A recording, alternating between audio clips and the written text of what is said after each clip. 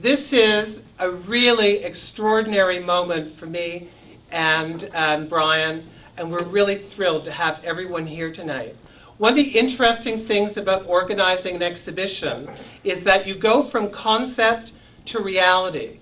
And in concept, when I decided to have this group of artists exhibit, I chose the year 1940, not because these were the artists of a certain age, but rather because these were the artists of a certain integrity, intelligence, and creativity that challenged the way that clay was looked at in Canada, how it moved from being utilitarian, how it moved into the arts and became abstracted. And everyone in this show, these are the pioneers. Some originally thought that it was about, oh, because these are the old folk. These are not the old folk. These are the upstarts. These are the people that created in our country a legacy that is absolutely extraordinary.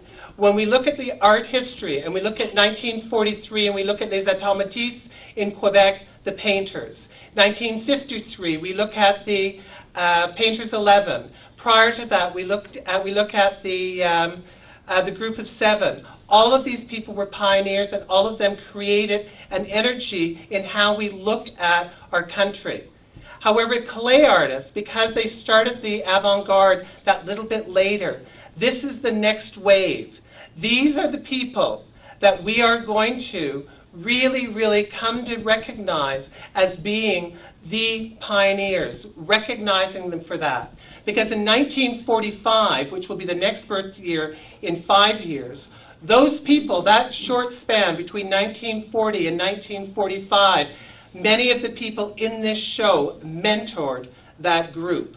We will never again have an opportunity to have artists of this caliber in one room again. And when I look at work that is historical, pieces that have been created in China, as in the case of Anne Mortimer, Maida Markson, the first recipient of the Royal Canadian Academy in 1976, along with Luke Lindo and Ruth Gowdy McKinley, after whom this room is named. It's pretty exciting.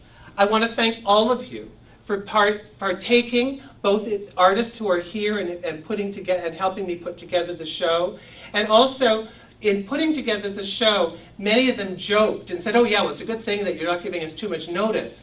And then on July 9th, Roman Barque, I spoke to him, and Roman was really, really excited. He says, oh my God, you know, those are my friends, those are my contemporaries. And then he said, but somebody's got to come here. They've got to pick the work and they've got to ship it because I can't do that. And I had an email from somebody who said, ship it. He couldn't have afforded to ship a peanut because he was having, you know, he'd reached a point where it wasn't always the easiest time. But I think that it's kind of exciting, and I know how thrilled he was to be in this show. And unfortunately, it would appear that he actually pretty well died after getting off the phone. But it's pretty exciting, and I know that he's here. And Terry Cosgrove actually brought the birds, which you see in the window, and loaned a couple of pieces so that his work could be here on exhibit with this exhibition where the pioneers of Canadian clay history are here. This is all being filmed, it's being documented, it will be on the web. And there's one person above all that I really have to thank for putting this show together, and that's my manager, Brian. Yay! Who this week celebrates 6 years of working with me, and who this month also moved into his new apartment, so it's moving on up.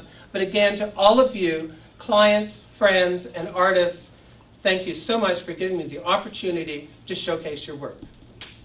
Enjoy. Oh, and the red dots can now fly.